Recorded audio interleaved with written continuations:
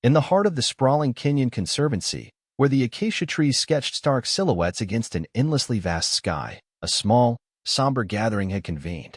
The air, usually alive with the buzz of insects and the distant calls of unseen creatures, hung heavy, cloaked in a silence that felt almost reverent, broken only by the soft murmur of human voices and the occasional, stifled sob. They were there to bid farewell to Senior Ranger David Mwaniki, a man whose life had been as interwoven with the rhythms of this wild land as the tenacious roots of the ancient baobabs. His weathered face, etched with the sun and wind of countless patrols, was a map of dedication, a testament to a profound love for the creatures he had sworn to protect. Before we dive into the heart of this extraordinary story, let us know where you're watching from in the comments below. And if you believe that deep connections can exist even in the untamed corners of our world, perhaps even between species, show your support by hitting that like button and subscribing for more tales that remind us of the profound mysteries of nature. The group stood beneath the shade of a broad-leafed fig tree, its branches offering a brief respite from the insistent African sun. David's colleagues, fellow rangers in their crisp khaki uniforms, stood stiffly, their faces betraying a grief that ran deeper than professional camaraderie. There were local elders, their expressions unreadable but imbued with a deep respect, and a few members of David's family, their sorrow a raw, palpable thing. A simple wooden marker had been placed, overlooking a vast expanse of savanna that David had cherished, a place where lion prides roamed and elephant herds drifted like gray clouds across the golden plains. The eulogies had been spoken, painting pictures of a man of quiet courage, immense patience, and an almost uncanny understanding of the wilderness. They spoke of his skill in tracking, his gentle hand with orphaned animals, his unwavering resolve against poachers. They spoke of a life lived fully in service to the wild. As the final prayers were being offered, a subtle shift occurred in the atmosphere. It wasn't a sound, not at first, but a prickling sensation on the skin, an ancient instinct stirring. The birdsong, which had tentatively resumed, abruptly ceased. A hush fell, deeper and more profound than the silence of morning. Heads began to turn, not in alarm, but in a slow, collective curiosity. And then, from the tall, sun-bleached grasses at the edge of the clearing, a figure emerged. It was a lion. Not just any lion, but a magnificent male, his mane the color of dark honey, thick and regal around a powerful head. He moved with a slow, deliberate grace, his massive paws making almost no sound on the dry earth. There was no aggression in his posture, no predatory intent in his golden eyes. He simply walked, with an air of quiet authority, towards the gathered humans. A gasp rippled through the small crowd. Rangers instinctively tensed, their hands moving towards the tranquilizer guns that were, for once, not readily at hand in this place of mourning. Fear, sharp and cold, mingled with utter disbelief. Wild lions did not simply walk into human gatherings. They did not approach with such calm. The lion paused, perhaps 20 yards from the group, his gaze sweeping over them, unhurried, intelligent. He was an older male, his muzzle flecked with gray, a few old scars testament to a life of survival and dominance. Then, his eyes seemed to fix on the simple wooden marker, on the freshly turned earth before it. He took a few more steps, closer now, and the assembled humans held their breath, a collective stillness born of awe and a primal, underlying fear.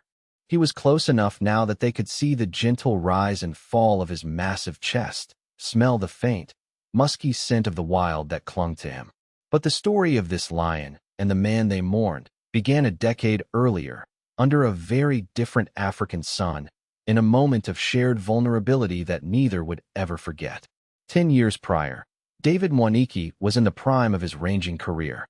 His connection to the Nkasiri Wildlife Conservancy was not just a job, it was his lifeblood. He knew its hidden waterholes, the preferred paths of its elusive leopards, the subtle shifts in wind that heralded a coming storm. His days were spent on patrol, a solitary figure often, his Land Rover kicking up dust as he navigated the rugged tracks, his eyes constantly scanning the landscape. He was a man of few words but profound observation, his understanding of animal behavior honed by years of patient watching.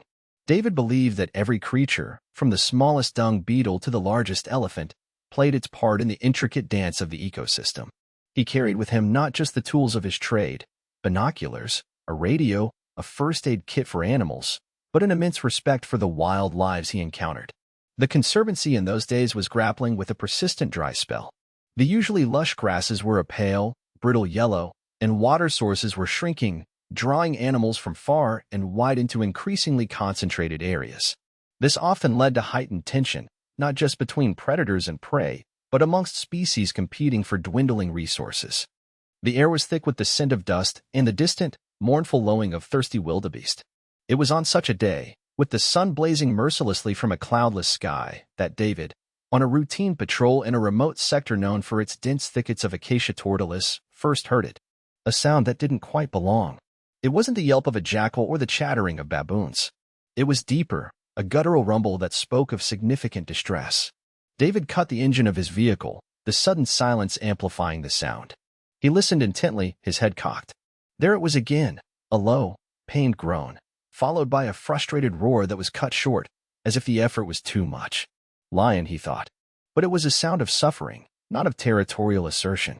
He grabbed his binoculars and a heavy-duty tranquilizer rifle, more for precaution than intent, and a medical kit.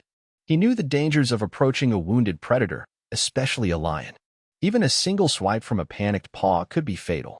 He moved cautiously on foot, the dry twigs snapping like firecrackers under his worn leather boots despite his efforts to tread lightly. The heat was oppressive, shimmering in waves above the baked earth. The scent of wild sage and dry dust filled his nostrils. He followed the sounds, which grew more frequent, more urgent. A flock of tick-birds suddenly burst from a clump of bushes ahead, their alarm call shrill in the stillness. David paused, letting his senses guide him. He knew this area was home to a small pride, but they were usually elusive, wary of human presence. Then he saw him. Lying in the sparse shade of a thorny bush was a young adult male lion. He wasn't fully mature, his mane still developing, but he was powerfully built. Or rather, he should have been. Now, he was a picture of misery. One massive forepaw was held awkwardly off the ground, visibly swollen and inflamed. His breathing was labored, and his flanks heaved. As David watched from a safe distance, the lion tried to shift his weight, letting out another of those agonized groans. His golden eyes, usually so full of fierce independence, were clouded with pain and a growing desperation. David lowered his binoculars. This was no ordinary sickness. It looked like an injury, a serious one.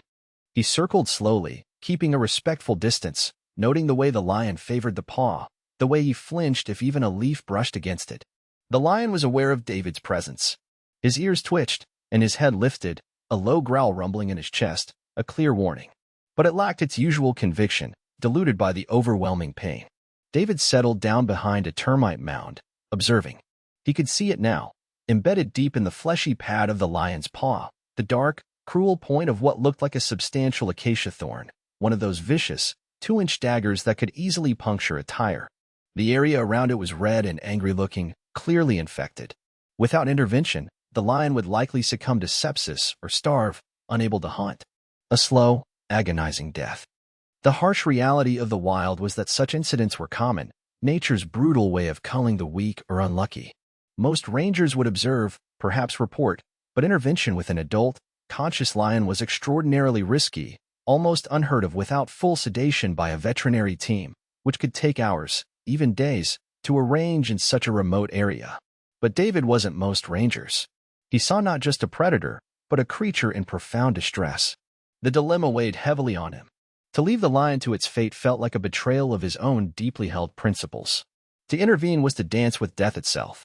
He watched the lion try to lick the wound, its massive tongue unable to reach the thorn, only aggravating the inflamed flesh. The animal's frustration was palpable. David knew he had to try. The thought of the creature's slow suffering was more than he could bear. He unclipped the radio from his belt, his voice low and calm as he informed the central office of the situation. Solo male lion, severe injury to the front left paw. Likely a large thorn. Infection setting in. I'm going to attempt a close assessment. Stand by. The response was hesitant, urging extreme caution, offering to dispatch a vet team, but David knew time was critical. The infection was spreading. David's first challenge was to get closer.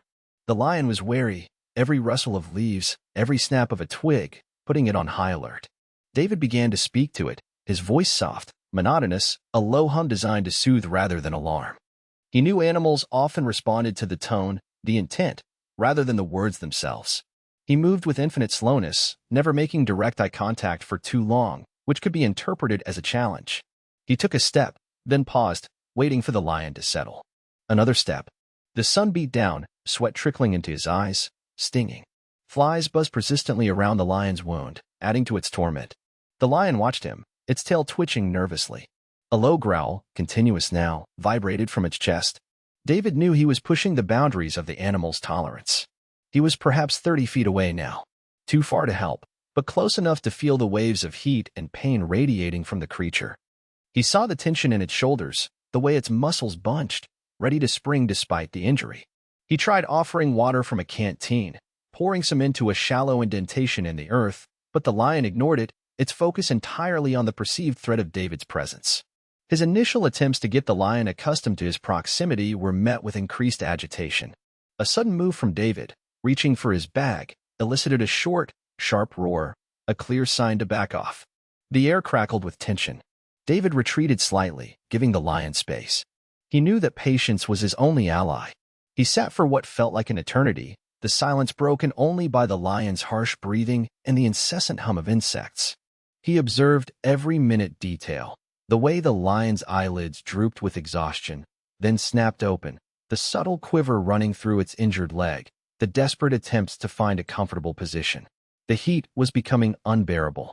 David could feel his own energy flagging, but the lion's suffering was a constant, goading reminder of his purpose. He considered using the tranquilizer dart, but the dosage for a lion of this size, especially one already weakened, was tricky. An overdose could be fatal. An underdose could enrage it further, making a dangerous situation catastrophic. He wanted to avoid it if at all possible. This had to be about trust, however fleeting, however improbable. He decided on a different approach. He had a long, sturdy branch he sometimes used as a walking aid in rough terrain. He began to very slowly, very gently, extend the branch towards the lion, not touching it, but just letting it rest on the ground nearby. The lion eyed the branch suspiciously, growling, but it didn't charge. David kept up his soft monologue, nonsense words, soothing sounds. He moved the branch a fraction closer. The lion tensed, but then, as if its energy was utterly depleted, it laid its head down on its uninjured paw, its gaze still fixed on David, but with a flicker of something other than pure aggression. Was it resignation? Or a dawning, desperate hope? The afternoon wore on. The shadows began to lengthen. David knew he was running out of time. Infection didn't wait for convenience. He had managed, incrementally, to decrease the distance between them. He was now within 15 feet, a terrifyingly close proximity to an animal that could kill him with a single, casual swipe. He could see the thorn clearly now, its ugly black point protruding from the swollen pink pad. He could smell the foul odor of infection. The lion was weaker, its growls softer, more like pained whimpers. It seemed to understand, on some primal level, that David was not there to harm it. Or perhaps it was simply too exhausted to care anymore. David knew it was now or never. He had a pair of long-handled pliers in his kit. The risk was immense. He would have to reach out, grasp the thorn, and pull. One wrong move, one sudden flinch from the lion, and his arm, his face, would be exposed. He took a deep breath, trying to still the tremor in his own hands. He spoke to the lion, his voice barely a whisper. "Easy now, big fella. Just want to help. Just hold still." He rose to a low crouch, moving with the fluid grace of a predator himself. The lion watched him, its breathing shallow. For a heart-stopping moment, their eyes met and held. In that gaze, David saw not malice, but a profound weariness, a deep well of suffering. He extended his hand, the pliers glinting dully in the fading light. The lion flinched, a low growl rumbling, but it didn't pull its paw away. It was as if it understood, or was simply too weak to resist. David's fingers, steady now, closed the pliers around the base of the thorn. He braced himself. He had to do this cleanly, one quick pull. With a firm, decisive tug, the thorn came free. It was even larger than he'd anticipated, barbed and vicious. The lion roared, a sound of pure agony and surprise, and jerked its paw back violently. David scrambled backwards, his heart hammering against his ribs, expecting the full fury of the animal to descend upon him. He stumbled, falling heavily onto his backside, the pliers flying from his grip. He shielded his face, bracing for the attack. But it didn't come. Silence descended, thick and heavy. Slowly, cautiously, David lowered his arms. The lion was looking at its paw, a puzzled expression on its great face. It licked the spot where the thorn had been, a dark bead of blood and pus welling up. Then it looked at David. It looked at him for a long, silent moment. There was no anger in its eyes, no threat, just a deep, searching gaze. David remained motionless, his breath caught in his throat. The air was electric with unspoken understanding. The lion then did something that astounded David. It took a tentative step on the injured paw, then another. It limped, but the terrible, binding pain was clearly eased. It looked down at its paw again, then back at David, who still sat on the ground, dusty and shaken. A low sound rumbled in the lion's chest, but it wasn't a growl. It was softer, a kind of sigh or a quiet exhalation. It held David's gaze for another few seconds, then turned and, with a new, though still hesitant, spring in its step, limped slowly away into the deepening shadows of the acacia thicket. It didn't look back. David remained sitting there for a long time, the adrenaline slowly ebbing away, leaving him feeling drained but profoundly moved. The dust settled. The distant sounds of the bush gradually returned, the chirp of crickets, the far-off yip of a jackal. He picked up the bloody thorn, a tangible reminder of the extraordinary encounter. He knew he had witnessed something rare, a moment of trust, however brief, between man and wild beast. He had gambled with his life and won, not just for himself, but for the lion. He cleaned the wound on his arm where a stray thorn from the bush had scratched him during his fall, his mind still replaying those intense, silent moments. He knew the lion still faced a battle with the infection, but now it had a fighting chance. He radioed his colleagues, his voice hoarse. Subject is mobile. Thorn removed.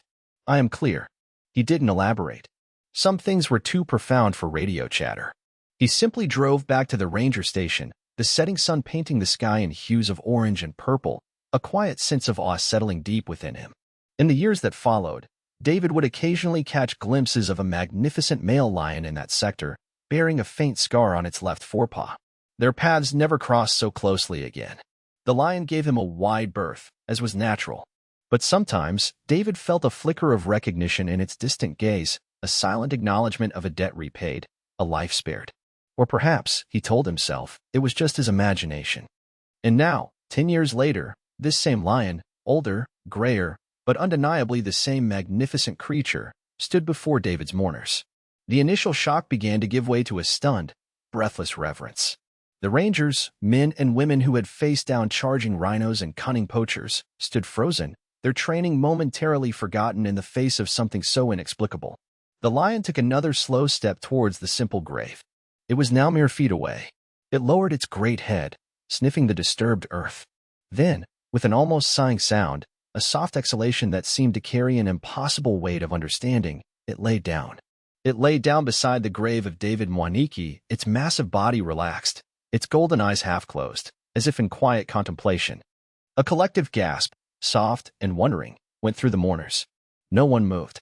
No one spoke. The only sounds were the gentle breeze rustling the leaves of the fig tree and the soft, rhythmic breathing of the lion. It lay there for several long minutes, a wild king paying silent homage. One of the elders, a man who had seen many seasons come and go, nodded slowly, a look of profound understanding on his wrinkled face. He had heard the stories, whispered around campfires, of animals that remembered kindness, that possessed an awareness deeper than humans often credited. Then, as slowly and deliberately as it had arrived, the lion rose. It stretched its powerful body, its gaze sweeping one last time over the grave, and then over the stunned faces of the humans.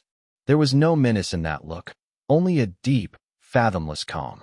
It turned, its tail giving a slow, almost regal flick, and padded silently back towards the tall grasses from which it had emerged. Within moments, the sun-bleached curtain of the savanna had swallowed it, and it was gone, as if it had been a dream, a spirit conjured from the very soul of Africa.